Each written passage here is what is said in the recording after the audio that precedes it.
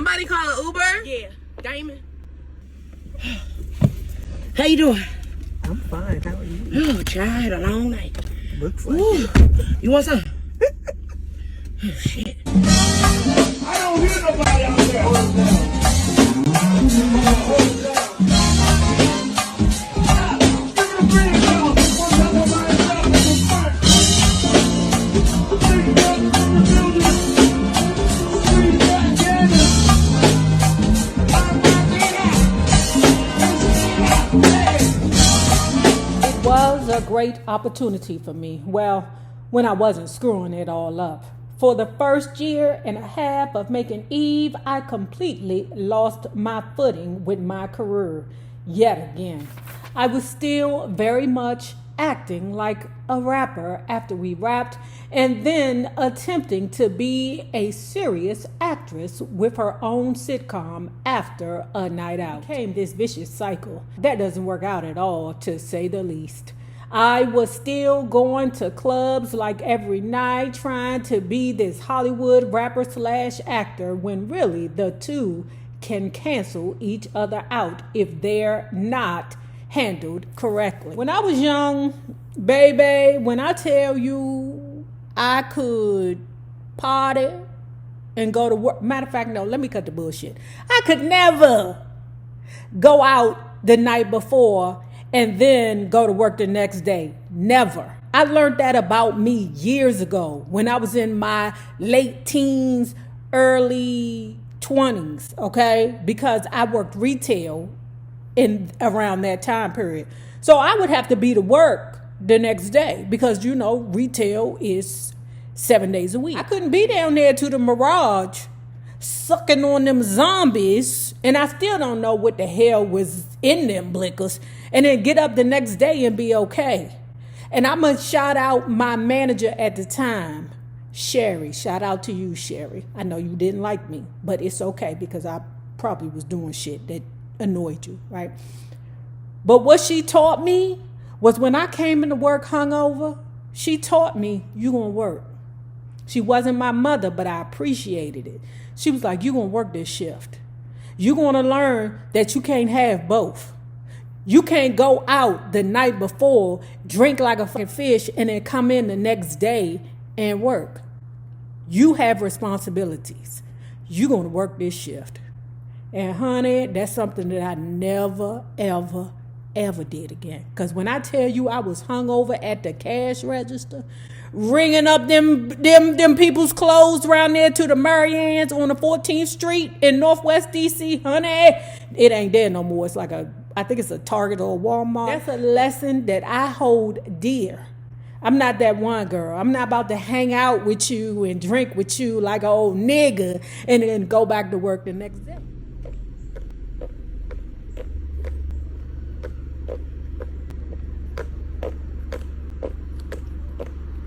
Somebody call an Uber? Yeah, Damon. How you doing? I'm fine. How are you? Oh, child, I had a long night. Looks like Ooh. it. You want some? Oh, shit. I was still going to clubs like every night, trying to be this Hollywood rapper / actor, when really the two can cancel each other out if they're not handled correctly.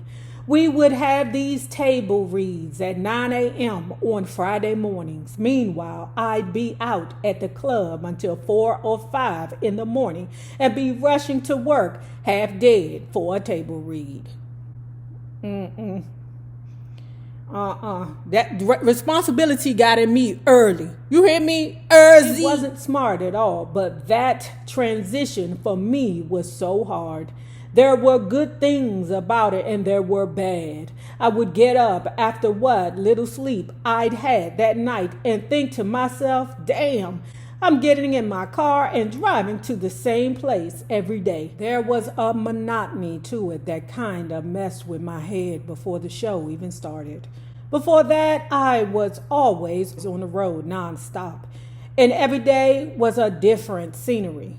The cities changed, the stages, the people. Even going to the studio to record didn't feel as monotonous as that drive up to the studio lot to film. like I was headed to my office as an accountant. But there I was at the equivalent of my day job, which we're technically trying to avoid when we sign up to be entertainers. At least that was my logic. It was a mind fuck. The good part about it, though, was I did have some stability in my life for the first time since my rap career really took off. I had a home with actual furniture in it. I could walk into my own place again, and it wasn't just a damn bed and a TV set. There was a sense of security, even though the process was feeling mundane to me. I tried fighting the boredom of that routine by being totally reckless during my off hours. I don't know how I thought that would ever work, because really everything turned reckless after that. It's funny thinking back to the show Eve and reading this and realizing that she was out there showing her ass while she was taping this show. That was a grand opportunity. To be honest with you, I don't even really understand how she got that role. Like, to me, Eve was very, very, very much so that girl. Very much so. It's just, I don't know. I feel like she was in that position just because she was Eve. Am I saying it wrong? Like, I'm not trying to say she don't deserve it, but I'm saying that it probably could have been other women who would have took that opportunity and soared. Eve was bullshit. It wasn't all my fault, though. In my defense, there was a lot of pressure working on my own sitcom. I was the youngest person on set, and I was the star. Everyone else was either getting married or like having their first baby, buying their first houses. They were just so settled down, while the only constant for me was a sitcom, and then showing up to the same club each night with real consistency. I wasn't at the same point in life as everyone else on set, and I was definitely not as settled down as they all were. It made my moves look even worse by comparison, because they were looking like responsible adults and I was looking like a person who didn't know what the hell she was doing. I would throw these big after parties in my dressing room, which did me no favors the next morning. Really, though, it was just all so unnecessary. It really felt like I was leading a double life. By day, I was this sitcom actress, and by night, I was a rapper balling in the clubs and drunk as hell. So I will give Eve kudos for admitting that she fucked this up. Okay, I will definitely give it to her, because, you know, there are a lot of things in hindsight as an adult, as older adults, that we look at ourselves as younger adults.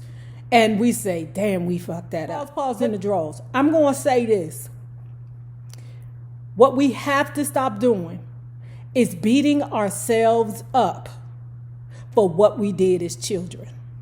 Remember that. Because that Krishan Rock situation right now that's buzzing, where Krishan Rock openly on Zeus Network, let me tell you something, that goddamn Zeus is the devil. The Zeus Network aired in their trailer where Krishan Rock has said, "What are you talking about?" to her sister, the one named Latifah or Tashika or whatever her name is, where Krishan Rock said to her sister, "What are you talking about? You made me eat your wow at 6 years old or 7 years old," something like that. That family needs a lot of healing, okay? And I hate the Zeus Network for exploiting that family. They know that family is. And from what I understand, it was a lot of incestuous bullshit going on in that family. Not just with those two sisters, okay? But it was a lot of abuse in that family. And the only way you can heal is if you get therapy for it, okay? And I think the sister was maybe 9 or 10 or something, and Krishan Rock was like 6.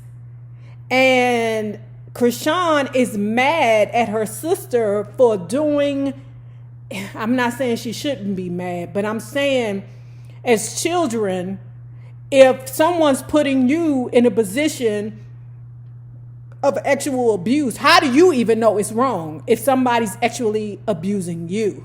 Okay, as an adult, you're responsible for getting help. You're also responsible for apologizing to the people who you hurt. Okay, as an adult. But as adults, we have to forgive each other as children. We have to, because man, anything and everything, it's so many times where I look at myself as a child and be like, why did I start that fight with that little girl? Why did I do that? But we have to learn to forgive ourselves, okay? And that's the first step. Eve has saw herself for the mistakes she has made, and she is apologizing to herself, to me, in this book, by expressing the mistakes that she made and growing past it.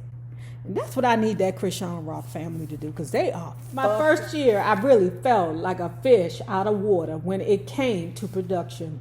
Maybe it was a little bit of imposter syndrome, but it was overwhelming.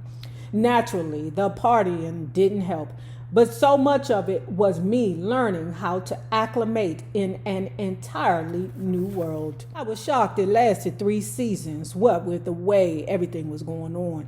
I eventually felt a little more balanced with it towards the end, but by then it was just too late.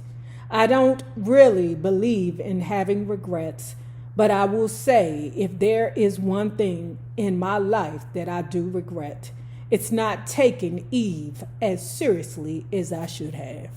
Kudos. I stacked my plate too high. I was also filming both Barbershop and later Barbershop 2 around that time, and also started putting together my fetish clothing line. And while the Barbershop franchise was definitely helping to shape me as an actor, that was just way too much to have going on simultaneously. I went from not really knowing if I even wanted to be an actor to having my own sitcom and filming 2 movies. Well, 3 with XXX. That's how it tends to happen with my life, though. It's like a flood or a drought.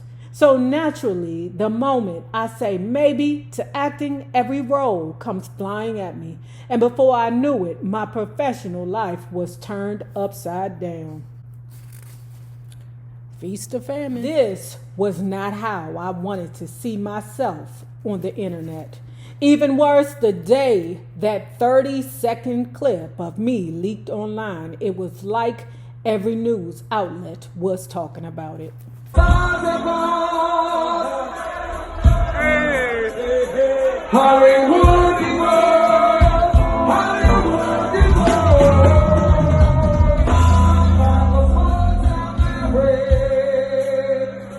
lovely white line, baby Carrie. No other stars that come, the sense of but it is in Hollywood.